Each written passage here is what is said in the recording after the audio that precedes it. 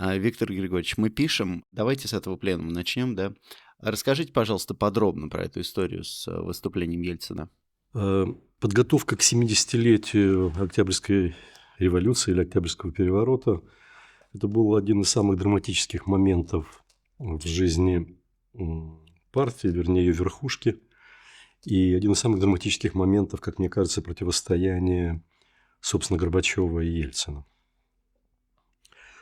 Это противостояние вылилось наружу много раньше, чем прошел пленум Октябрьского 1987 года. Горбачев долго работал над докладом, понимал, видимо, его как основополагающий документ развития КПСС. Кроме того, документ, дающий оценку всему 70-летнему пути, который прошла партия и страна. И драматические события стартовали до пленума, когда этот доклад обсуждался в более узком кругу, который назывался «Секретариат ЦК КПСС». Именно там Ельцин сказал, мы не знаем точно, потому что, например, я не читал никакой стенограммы этого секретариата, но ясно было, что Ельцин критиковал этот доклад и говорил о том, чего в нем нет, и говорил о тех моментах, которые стоило более выпятить. И известно из истории, что Горбачев не просто обиделся, он покинул секретариат, ушел и вернулся спустя какое-то время и сказал, как же ты мог такое сказать, я много работал над этим докладом. И это был момент, когда противостояние вышло наружу. Когда думаешь, почему Ельцин пошел на это, то на ум приходят вовсе не мировоззренческие вещи, не то, что Ельцин был революционером, или Ельцин в 1987 году предвидел капиталистический путь развития России, хотел полного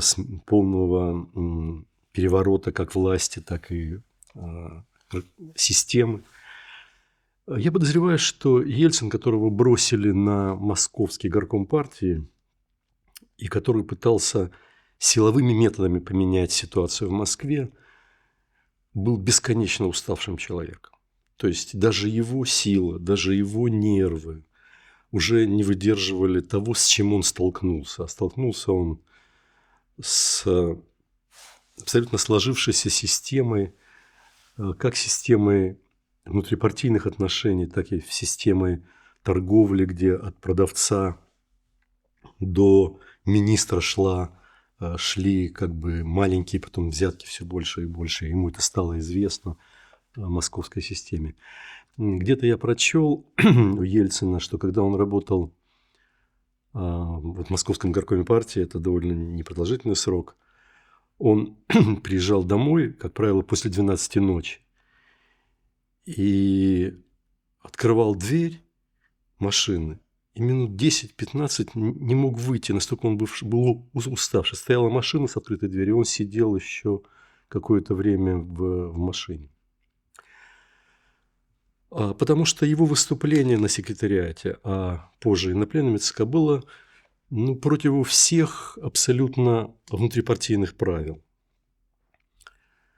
Так вот, я хотел бы сказать, что он не был революционером в том смысле, как мы это все понимаем. Это поколение людей, рожденных и партийных функционеров, частично рожденных в 30-х годах, которых задело шестидесятничество, которых заставила задуматься в свое время Чешская революция в 1968 году. Эти люди мне очень хорошо понятны, потому что таким был человек, с которым мне довелось работать, Егор Владимирович Яковлев, главный редактор «Московских новостей». Его круг, где были, предположим, отец Гайдара, Тимур Гайдар, и таких людей было, в том числе Ельцин, это одно поколение. Они хотели улучшения социализма. Они хотели социализма с человеческим лицом. Они хотели партии, в которой была бы справедливость. Это уже была не партия, это уже была жуткая монструозная структура, но они еще считали, что тут можно все поправить, что люди могут по-человечески относиться друг к другу. Вот та база, та площадка, с которой атаковал доклад Ельцин. Сам пленум ЦК, его вел Лигачев, по-моему, там было так, что вроде Ельцин хотел выступить и не хотел выступить, но в конце концов, как ни странно, Горбачев, который уже был такой растревоженный, взволнованный, потребовал, чтобы Ельцину дали слово, когда он поднял, значит, руку в партере. Потому что Лигачев вообще хотел эти прения все прекратить. Ельцин, видимо, очень волновался, когда выступал на пленуме, потому что это его выступление довольно сбивчиво. Его надо даже дешифровывать в каких-то местах, что он хотел, что он имел в виду сказать. Но Октябрьский пленум – это, с другой стороны, абсолютно дистанцировал Ельцина с верхушкой партии, хотя он еще какое-то время технически оставался. 3 недели он еще был первым секретарем Московского горкома, еще оставался в верхушке. Ельцин уже был открытым человеком, уже давал открытое интервью, в том числе и западной печати. Это было одно из главных обвинений в его адрес на секретариате ЦК и тогда на пленуме, что он разговаривает с буржуазной прессой и так далее, и так далее. Вот. И это было, конечно, это был для Ельцина тяжелейший удар. Когда мы уже узнали подробности его здоровья и так далее, стало понятно, что... Телефон чей-то. Простите, давайте остановимся. Это, Ань, достаньте в моем черном чехле телефон. Виктор Григорьевич, можно я вас попрошу почаще на меня смотреть? Нам просто нужно ваш взгляд видеть. Нет, это у меня такая, я, значит, когда концентрируюсь, я начинаю смотреть.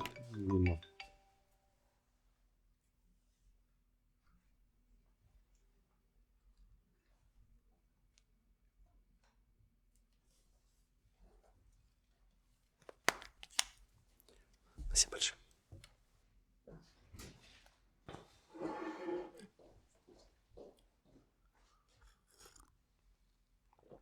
Чем я остановился? На том, что они хотели социализма человеческим лицом, да? Горбачев настоял, чтобы Ельцину дали слово, да? Угу. Да, ну вот, он был совершенно, конечно, абсолютно другим и до пленума. Меня как-то послали, я работал в «Московских новостях», был заместителем главного редактора, и меня послали на встречу Ельцина с главами дипломатических представительств. Я был там один журналист, просто потому что «Московские новости» работали и на зарубеж тоже, выходили на английском, французском, испанском и так далее.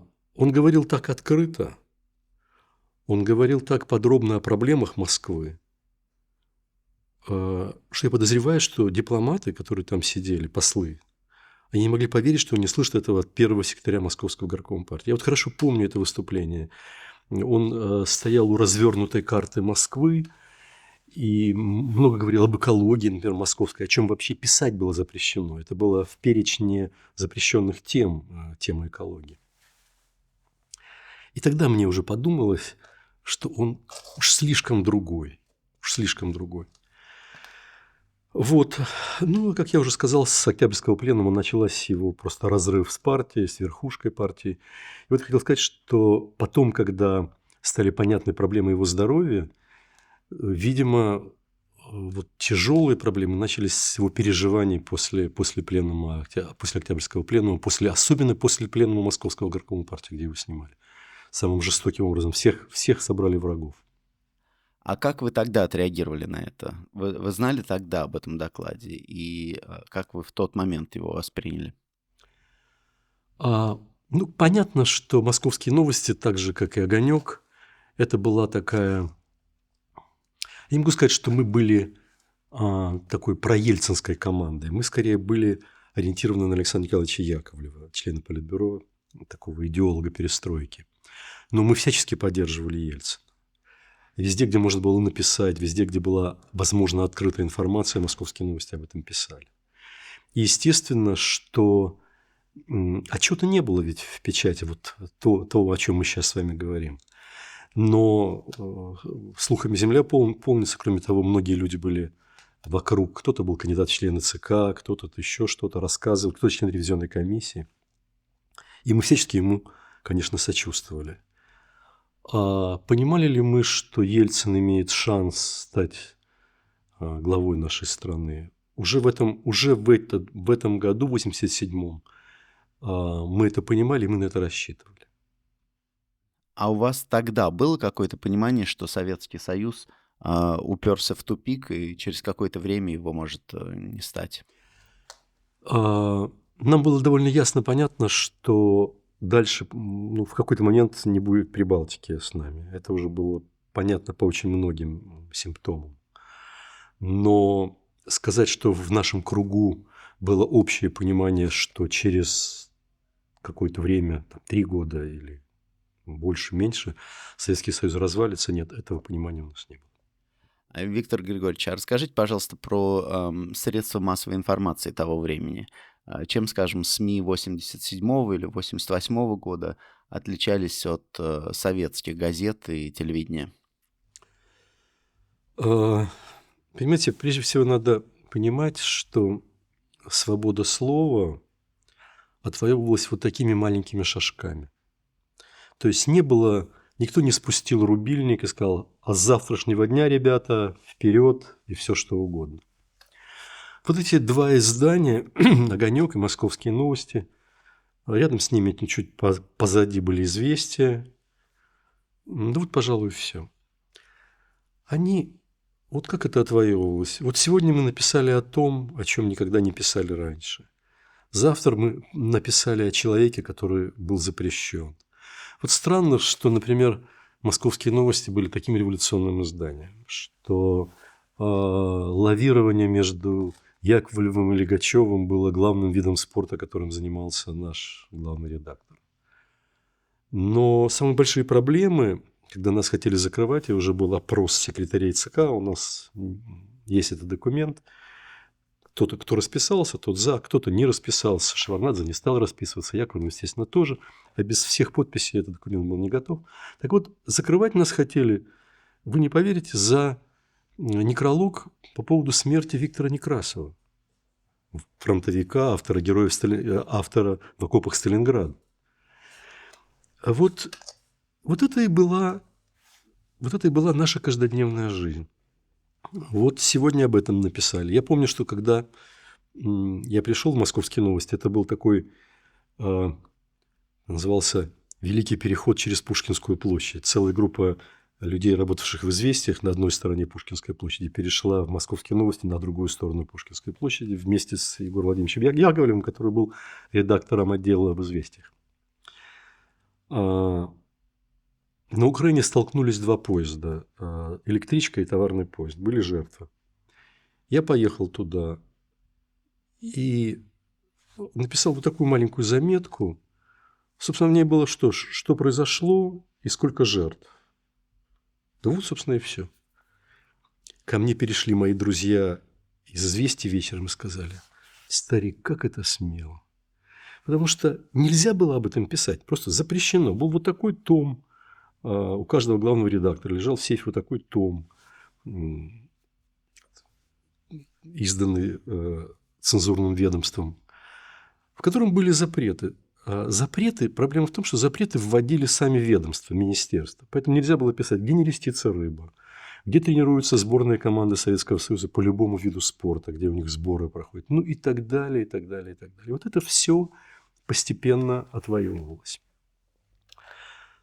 Мы, конечно, всем сердцем были с Михаилом Сергеевичем Горбачевым, потому что было понятно, что он одиночка, что он прет против стены просто практически. Но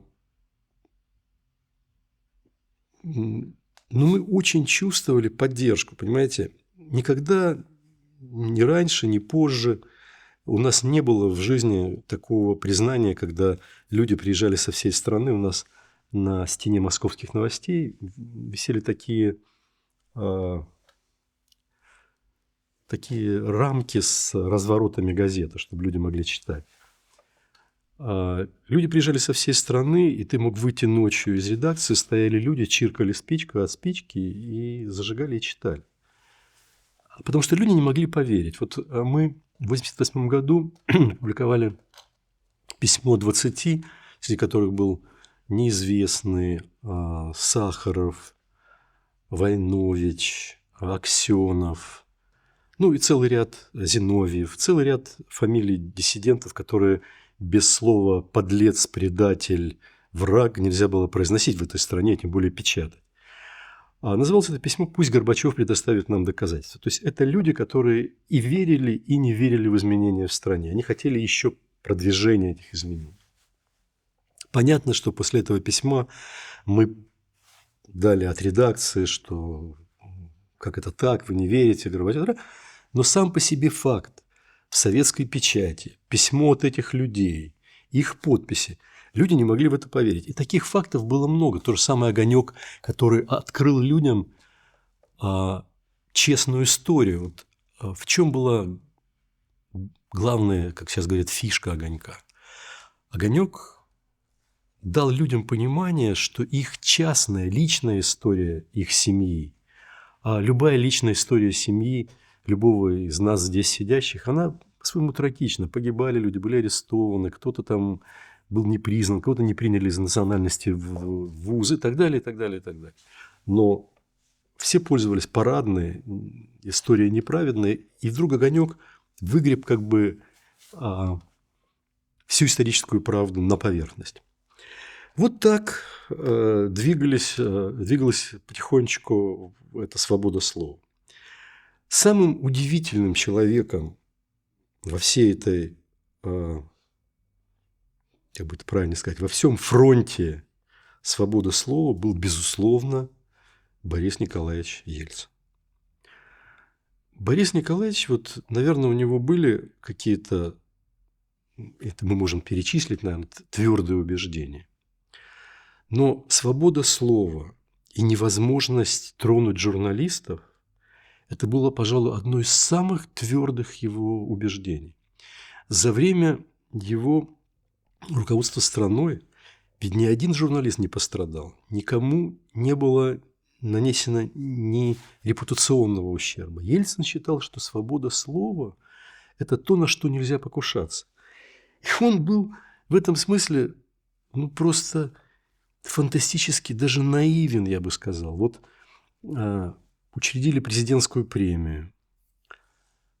Каждый год Ельцин вручал одному журналисту за что-то важное очень президентскую премию. Вот уже на излете его руководства мы стояли, главные редактора, такой шеренгой. Он подошел, здоровался, а уже были прожженные люди, уже эти отношения не совсем прозрачные и не всегда безмятежные в смысле денег, нас коснулись. Стояли такой группа довольно прожженных людей. И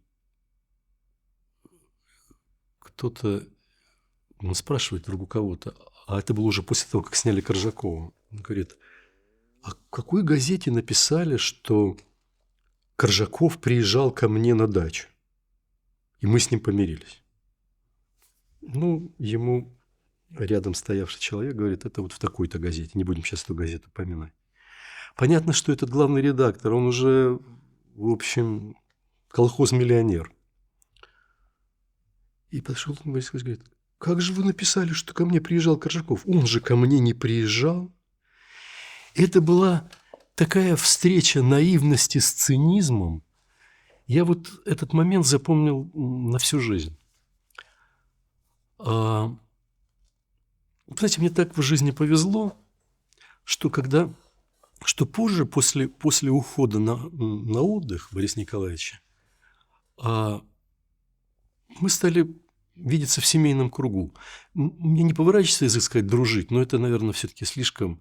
Но он приезжал, например, к нам домой с Наиной Осиной, приезжал домой к нашим друзьям, где мы вместе собирались. Мы ездили к ним, Наина Осина готовила, собирались все внуки, ну и так далее. И вот его вот этот вопрос бесконечно до самой кончины интересовал. Вот свобода слова, соблюдается ли заданный им стандарт. Он меня все время, он говорил всем вы, мне говорил: Виктор Григорьевич, сядьте, мне надо с вами поговорить. Что происходит? А вот что? А вот эта газета? А вот я видел по телевизору это. Вот. И он не мог представить, насколько изменились в этой сфере времена. Тут можно сказать, что он до самой смерти был предан этой идее свободы слова, которую он, собственно говоря, среди прочих свобод, открыл ей шлагбаум и думал, что он так же открыт, как принят. А не было давления на прессу в ельцинские времена? Вообще никакого?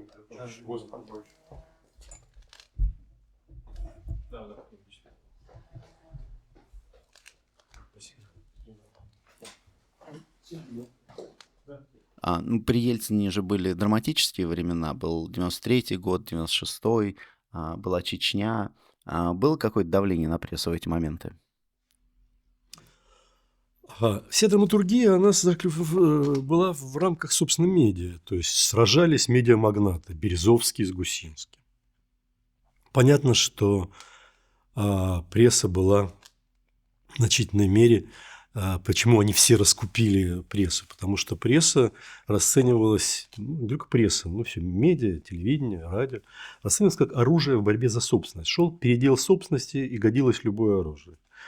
У каждого главного редактора, у меня в том числе, был полный сейф. Они рассылали какие-то справки друг о друге, какие-то бумаги, где они там писали о семьях. То есть это уровень потока, мутного потока информации был абсолютно ни с чем не сравнимый. Но ничего не исходило от власти, ничего не исходило, собственно, от Ельцина. Наоборот, можно было заручиться помощью власти. Например, был такой фашистующий парень по фамилии Миронов, которого назначили министром печати и информации.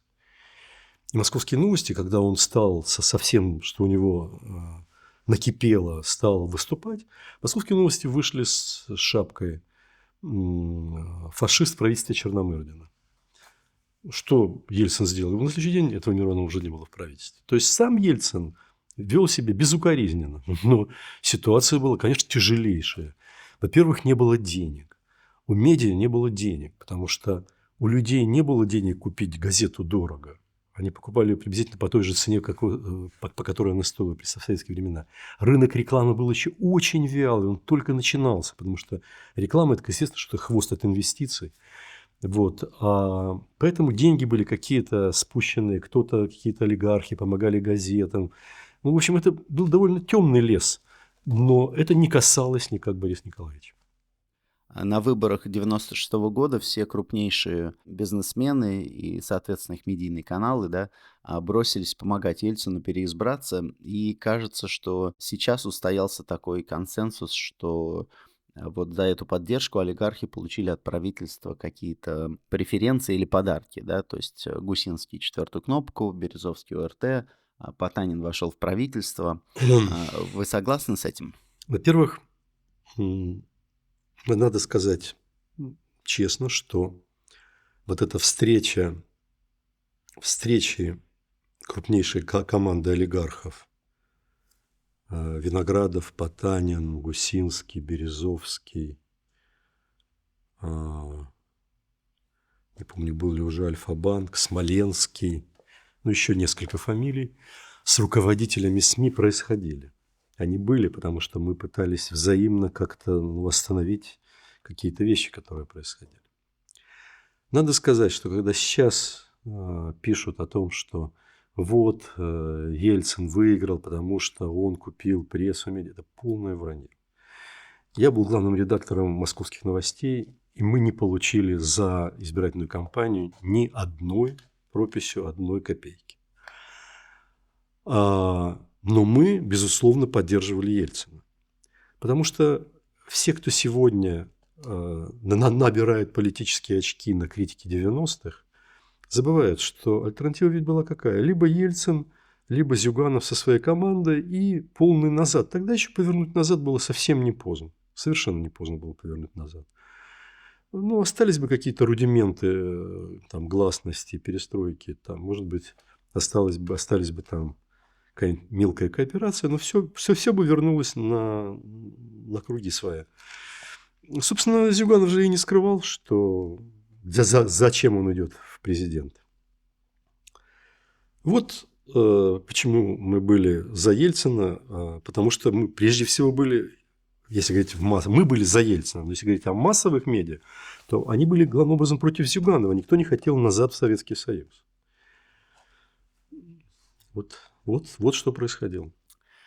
Скажите, а если оставить в стороне политику, в творческом плане, что происходило с телеканалами, с масс-медиа? Чем телевидение и пресса 90-х отличались от советского времени?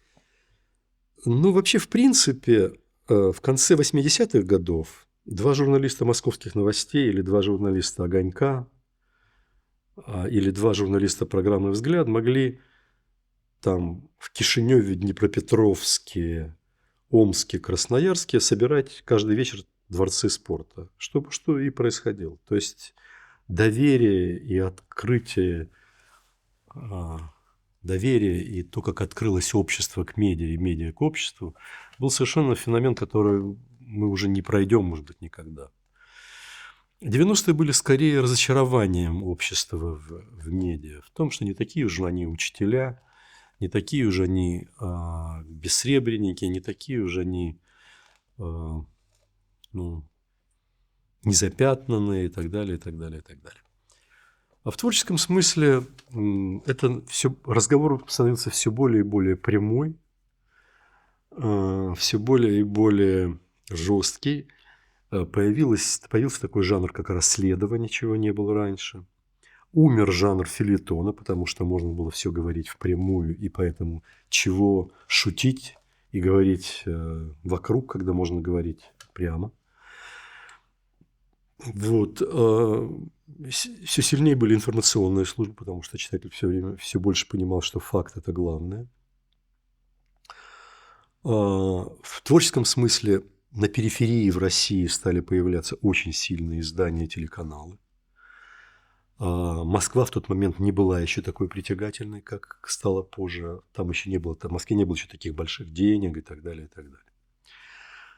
Вот. В принципе, это был очень и очень интересный момент. Новые лица, новые имена, новые жанры, новояз, новый язык. И вообще публицистика и медиа шли впереди. Потом стала как-то меняться литература, театр. Все-таки они более инерционные среды, чем медиа. А как вообще Борис Николаевич с его таким бэкграундом из деревни, строитель, обком партии, смог найти общий язык с молодыми экономистами, с Гайдаром, поставить во главу угла свободу слова, ну и вообще возглавить вот это движение в сторону демократии? Ну, во-первых, Борис Николаевич был человеком, который всю свою жизнь фантастически самообразовывался. Хочу вам сказать, что вот когда он был на отдыхе уже, если мы или друзья привозили ящик книг новых, этого ему на месяц не хватало. Он очень быстро читал. Он читал, знаете, есть люди, которые страницами так читают. Он очень быстро читал документы, поэтому очень эффективно работал с документами, с бумагами и так далее, и так далее.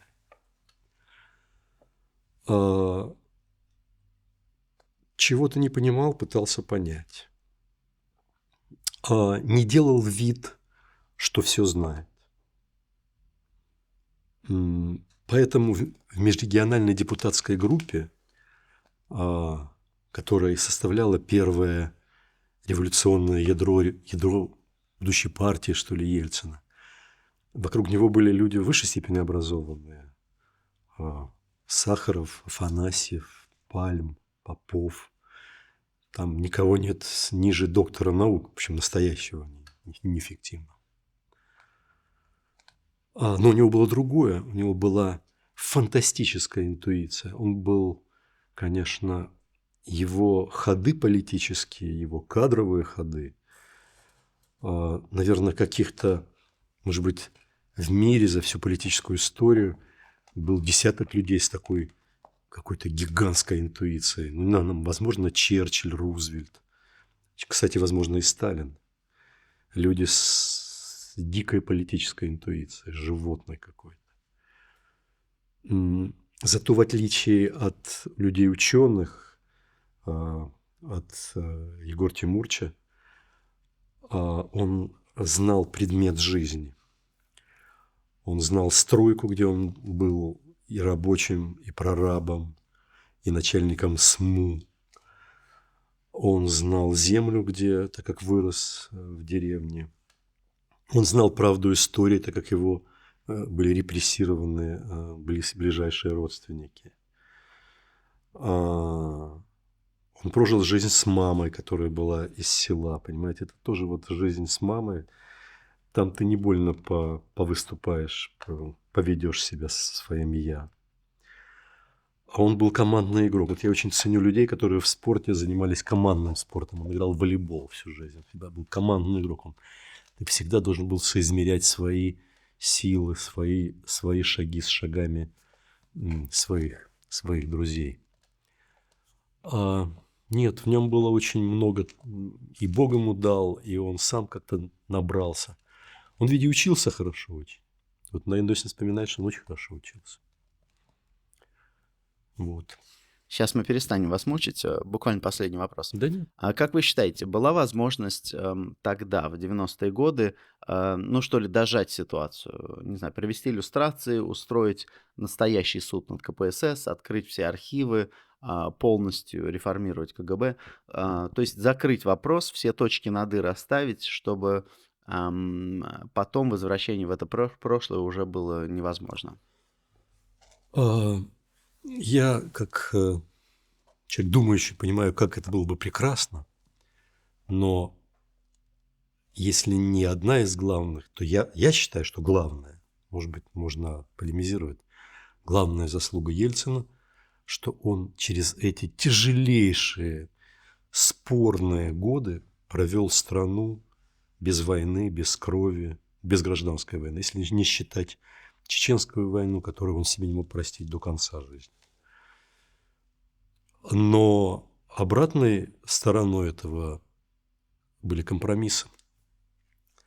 Не вынесли Ленина из мавзолея, не иллюстрировали КГБ и КПСС. С другой стороны, у нас такая страна, что если бы иллюстрировали функционеров КПСС и КГБ, то кто бы руководил этой страной? Потому что все они практически были выходцами из высшего эшелона партии. Другое дело, что это не ельцинская, конечно, была вина. Другое дело, что Горбачеву нужно было согласиться с Александром Николаевичем Яковлевым и в свое время разделить партию на социал-демократическое крыло и консервативное, и тогда исторический ход был бы, наверное, другой. Что сейчас говорить. Вот, поэтому это естественно, то, что сейчас произошло и происходит, это естественная плата за то, что мы прошли самые тяжелые, самые спорные 90-е годы без гражданской войны. Виктор Григорьевич, спасибо большое.